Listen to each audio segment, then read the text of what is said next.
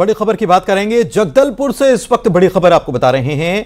आखिरकार टीवी रमन मान गए, नामांकन वापस लेने के लिए कलेक्ट्रेट पहुंच गए हैं। समर्थकों के साथ जिला निर्वाचन कार्यालय पहुंच गए टीवी रमन और टीवी रवि और इन्होंने अपना नामांकन वापस ले लिया है। सीएम और पीसीसी अध्यक्ष ने समझाया था और समझाने का असर हुआ कि नामांकन दाखिल पहले कर दिया था, लेकिन नामांकन वापस उन्होंने ले लिया है। कांग्रेस उम्मीदवार जतिन जायसवाल के लिए अब काम भी करेंगे। कांग्रेस के नेता हैं और पहले उन्होंने बगावती तेवर अपना लिए थे और कहा था कि हम भी ताल ठोकेंगे। नामांकन फॉर्म भी दाखिल कर दिया था, लेकिन समझाया, मुख्यमंत्री की तरफ से समझाया गया, दूसरे नेताओं की तरफ से पीसीसी चीफ ने भी समझाया, दीपक बैज ने, और आखिरकार उन्होंने समझकर अब साथ में काम करने का फैसला लिया है। और कांग्रेस उम्मीदवार जतिन जायसवाल, जिनको पार्टी ने टिकट दिया है, अब उन्हीं के साथ मिलकर वे काम करने वाले हैं। नहीं, ये परिवार का मैटर है और चूंकि कांग्रेस के परिवार के मुखिया माननीय भूपेश बघेल जी और दीपक बैज जी और हमारे जिला अध्यक्ष सुशील मौर्य जी और परिवार के सभी सदस्यों के साथ विचार विमर्श के बाद सभी सदस्यों ने कहा कि कांग्रेस का प्रत्याशी जतिन जायसवाल जी नियुक्त किए गए हैं और उनके समर्थन में मैं अपने पूरे कार्यकर्ता और सभी लोग के सहमति से नाम वापस ले रहा हूँ। और चलिए बढ़ते आगे। टिकट के बाद कांग्रेस में बगावत की आग तेज होती नजर आ रही। कई जगहों से विरोध की तस्वीरें आई हैं, खबरें आई हैं। छत्तीसगढ़ में अगर बात की जाए तो बिलासपुर के बेलतरा में बाहरी नेता को टिकट देने से नाराजगी कांग्रेसियों में बनी हुई है। प्रत्याशी बदलने की मांग भी उठाई जा रही है। उधर मरवाही में भी बगावत के तेवर देखने को मिल रहे हैं। बगावत का बिगुल बज चुका है।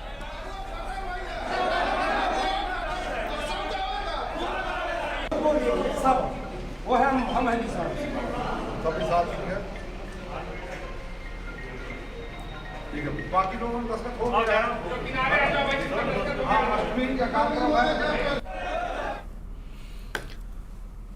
चलिए बढ़ते आगे। कांग्रेस ने कई विधायकों के टिकट काट दिए हैं। बिलाईगढ़ विधानसभा में भी वर्तमान विधायक को टिकट नहीं दिया गया है। यहां से कांग्रेस ने कविता को टिकट दिया है। न्यूज 18 से बात करते हुए बिलाईगढ़ विधायक चंद्रदेव राय कह रहे हैं कि अचानक से मेरा टिकट काट देना मेरे कार्यकर्ता और मुझको समझ में नहीं आ रहा है। निर्दलीय चुनाव लड़ने के सवाल पर कहते हैं कि कार्यकर्ताओं और समर्थकों से करेंगे इस पर भी बात।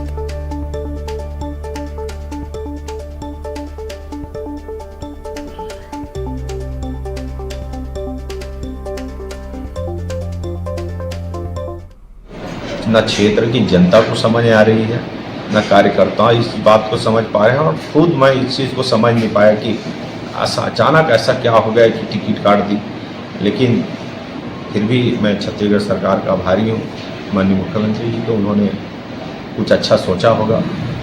अभी तो मैं शांत हूँ, कांग्रेसी हूँ, कांग्रेस के प्रति समर्पित हूँ। आगे मेरे कार्यकर्ताओं से चर्चा परिचर्चा करने के बाद, सभी नेताओं से चर्चा परिचर्चा करने के बाद ही आगे का रुख अपनाएंगे। पर मुझे पूरा भरोसा है सरकार पे और छत्तीसगढ़ के मुखिया आदरणीय भूपेश बघेल पर कि उनके आशीर्वाद लगातार मिला है और आगे भी मिलता है। इधर चिंतामणि महाराज के बीजेपी में शामिल होने के सवाल पर पूर्व मंत्री राजेश मूणत की प्रतिक्रिया कह रहे हैं कि कांग्रेस पार्टी के ऊपर भरोसा उनका खत्म हो गया है। सीएम सबको भरोसा देके बैठे थे कि सबको टिकट मिल जाएगा और कहीं ना कहीं उन्हें छला जा रहा है। अगर वो बीजेपी में आएंगे चिंतामणि महाराज तो उनका स्वागत किया जाएगा। वैसे चिंतामणि महाराज जो हैं वो शर्त रख चुके हैं कि टिकट दो अंबिकापुर से विधानसभा का।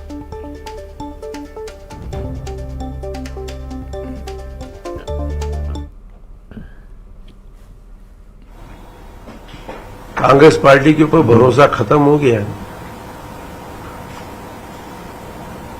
माननीय मुख्यमंत्री जी सबको भरोसा देके रखे थे, मेरे लिए चिंता की बात नहीं, मैं बैठा हूं, तुम्हें टिकट मिलेगी। तो कहीं ना कहीं चले गए हैं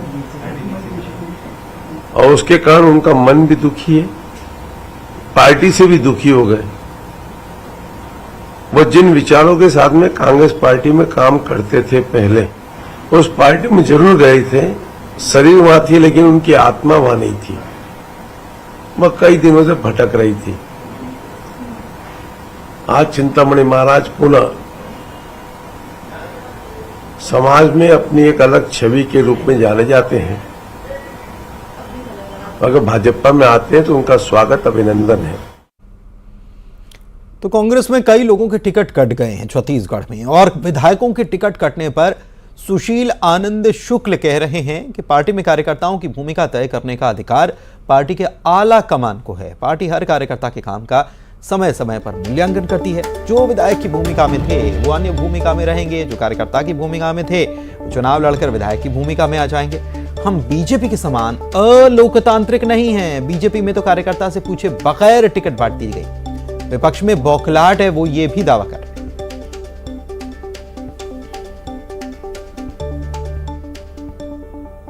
कांग्रेस पार्टी के पूरे 90 के 90 विधानसभा क्षेत्रों के लिए प्रत्याशी घोषित हो गए हैं।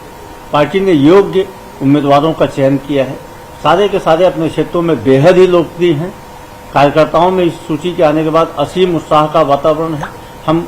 हमने जो लक्ष्य निर्धारित किया है कि अब की बार 75 पार, इस सूची के आने के बाद यह तय हो गया कि हम 75 के मैजिक फिगर को जरूर पास करेंगे। और इसी के साथ इस बुलेटिन में फिलहाल इतना ही। वक्त एक छोटे से ब्रेक का है, खबरों का सिलसिला जारी है।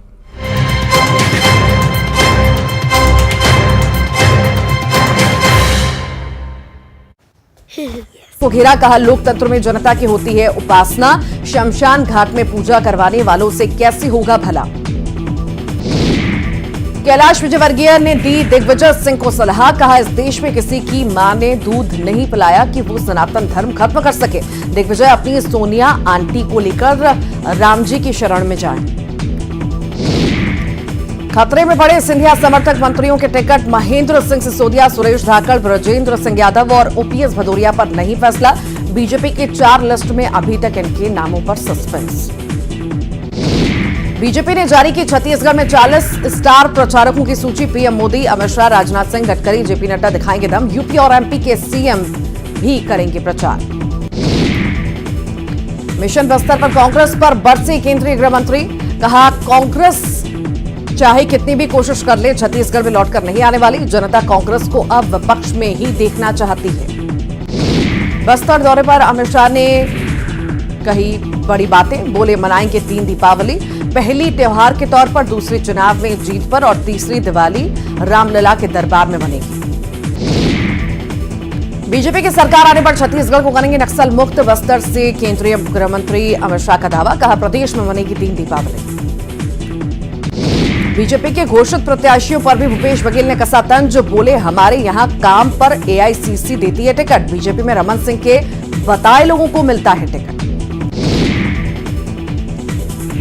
राजधानी रायपुर में कांग्रेस से मुस्लिम प्रत्याशी की मांग, कहा मुस्लिम उम्मीदवार नहीं तो नहीं देंगे वोट।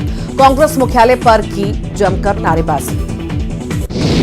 कांग्रेस के बवाल पर ब्रजमोहन का तंज, कल तक बीजेपी पर बोल रहे थे बघेल, आज कांग्रेस में विरोध पर साधी है चुप्पी। महंगी पड़ सकती है रेणुका सिंह को चुनावी बयानबाजी, निर्वाचन आयोग ने थमाया नोटिस। बीजेपी प्रत्याशी को कहा था मेरे कार्यकर्ता का उंगली काटा तो हाथ काट लूंगी। पीएम मोदी ने फिलिस्तीनी राष्ट्रपति से की बात, कहा अस्पताल में मारे गए लोगों के साथ मेरी संवेदनाएं, मदद देना रखेंगे जारी। शरद पवार ने इजराइल के सपोर्ट पर पीएम की आलोचना की। असम सीएम हेमंत बिस्वा शर्मा ने पलटवार करते हुए कहा कि लगता है वे अपनी बेटी को हमास के साथ लड़ने के लिए भेजेंगे।